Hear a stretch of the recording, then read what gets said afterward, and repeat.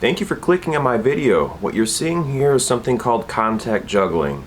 Contact juggling is kind of like regular juggling, except that it's not really like regular juggling at all. What you're seeing is a mixture of dance, juggling, and a little bit of illusion or a little bit of magic, depending on how you want to define those terms. It's a wonderful hobby. It's a very fun way to get some exercise, and I love it. So contact juggling is probably what I'm best known for in the southeastern Michigan area. My name is Doug. It's the past tense of the word dig, although I think it means something else. But that's what my mother named me. But in 2006, I went to a festival in New York State called Starwood. At least it was in New York State at the time. I think right now it's currently in Ohio. Starwood is a very unusual event that is not for everyone out there, but I get a lot of enjoyment out of going there every single year. Every single year that it's open, at least. And my first year at Starwood, it was in 2006, I was given the name Flec from a lady who frequents there from time to time, or at least did back in that era. Starwood is a week-long camping event that has a big bonfire at the end of the week, and throughout the week there's a number of different workshops that people teach all sorts of very interesting things. Everything from philosophy, religion, arcane knowledge, astrology, yoga, drum making. So some people might call it like a hippie festival or a pagan festival. It's actually hosted by an organization called the Association for Consciousness Exploration, and another group of people called the Chameleon Club, which is a little more exclusive club. I'm not sure which organization resides in which organization or how that Venn diagram lines up, but the point is that I love going to this every single year, and I teach my contact juggling workshops there. So I found myself going to Starwood in 2006 when a friend recommended I go with them, and I took a chance, and I was really happy I did go there. And that's where I met the lady who named me Flec. When I went there, everyone seemed to have a different name, like some sort of fancy name. Maybe it's a magical name or a nickname or something like that. And I was always just going by the name Doug. I felt like this was an opportunity for me to come with a new identity. This was an entirely new environment for me, where I was associating with all these people that were interested in developing their consciousness and discovering the mysteries of the mind and of reality in general. So I decided I needed a new name, and I found someone I admired quite a bit for their ability to dance and move, and that's what I was interested in, was the idea of dancing and movement. So I was doing this contact juggling at this festival. Every single night we had fires with drum circles going on. It was a lot of fun if you're into that sort of thing, and I know I like that sort of thing. Just feeling the drums and moving with it, and the whole concept of rhythm and keeping in time with what you're doing. So I'm dancing around the fire, and there's this lady who's dancing as well, and we were talking as we're going around the fire, and this lady was very, very kind with me, being a newbie to this environment, and was very patient with me in all my ridiculous questions. And I asked them if they would give me a name, and after a day, I think they thought about it, and they came up to me, I think on Tuesday or Wednesday, and they said, "You're Flec." And the first thing I thought was just like, Flec? What's that all about? I mean, that doesn't sound really cool. Can you maybe name me something else, I thought to myself.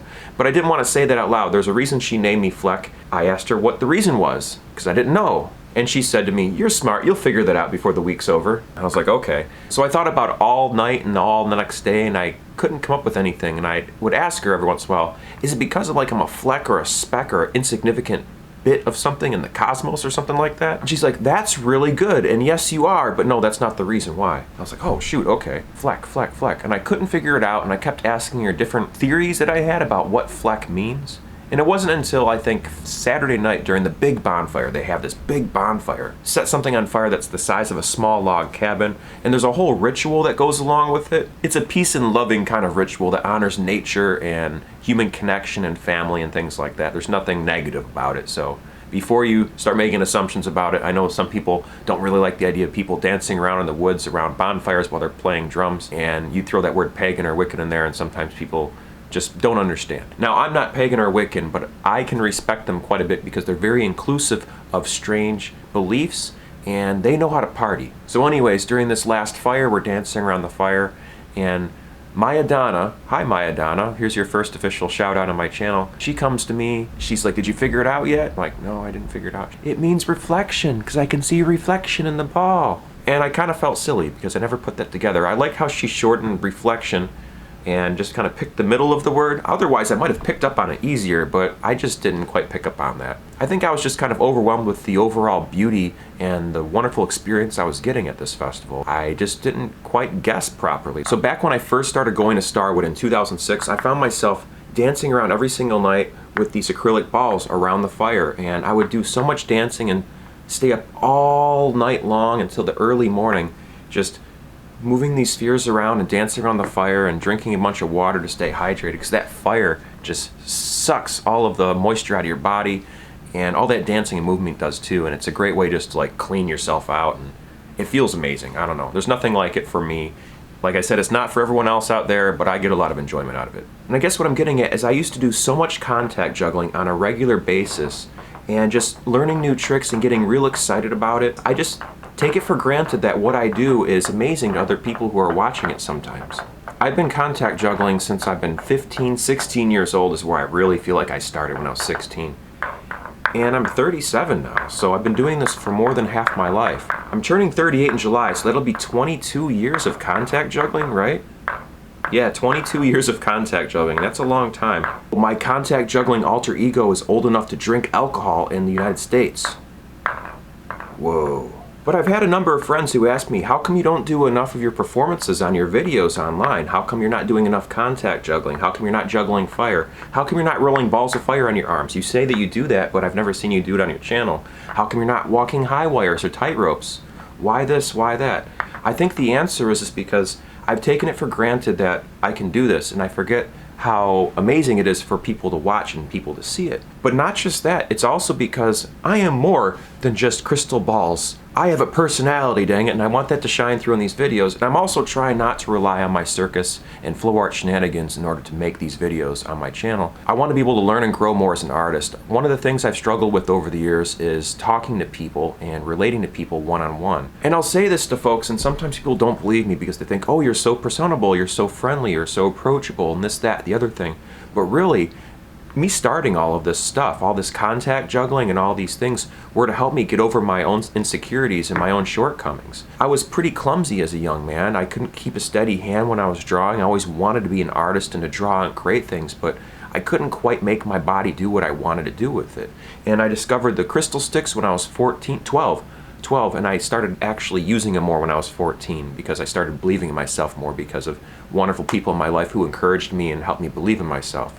And then by the time I was 16, I picked this up, and between the devil sticks and these crystal balls, they really helped change my life and help me believe more in my abilities and more in myself. And I would go everywhere with these crystal balls and just contact juggle everywhere I went, and it kind of made my social interactions a little strange.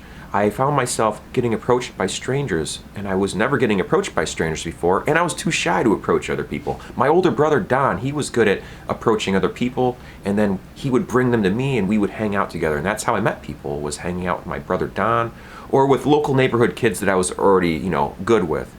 But anyways, I would find myself in a situation where strangers would come up and want to talk to me, and it was always the same questions. Did you ever see that movie with David Bowie in it? It's called The Labyrinth. You should totally watch that movie. I've heard that a million times throughout my contact juggling career, and I know any other contact juggler out there has heard that question way too many times. But you can't blame people. They want to connect with you and they're reaching out. They want to talk to you. You can't get so upset about people asking questions like that.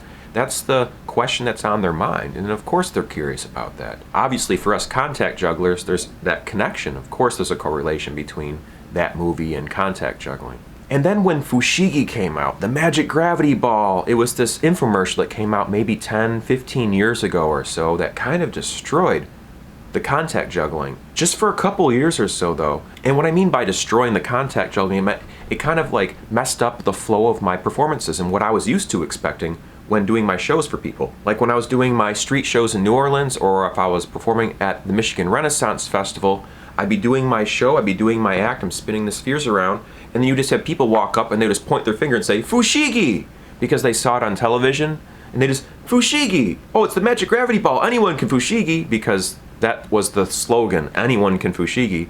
And people would just walk right past you and they wouldn't watch and see your show anymore. When I first started doing this stuff out in public in the year 2000 at the Detroit Electronic Music Festival downtown, there was electronic music playing and I would just start dancing with these crystal balls and I would get crowds of people around me just throwing money at me at first, because this was before YouTube, this was before all these videos around the internet. This was still a very obscure thing that not a lot of people knew about or ever seen, unless they saw, did you ever see that movie, The Labyrinth with David Bowie in it? Not a lot of people saw the contact juggling, so it was still very much new and still very magical. And people had attention spans too. Like I said, this was before YouTube, this was before TikTok, you know? TikTok is like Twitter and Tinder mixed together. Just weird, right? It's just 60-second sound bites, and if you don't like it, swipe past. If you like it, throw a heart and comment on it and all that sort of thing. Attention spans are in short supply, and without attention spans, we run the risk of not being able to learn and challenge ourselves to learn new things and try new things.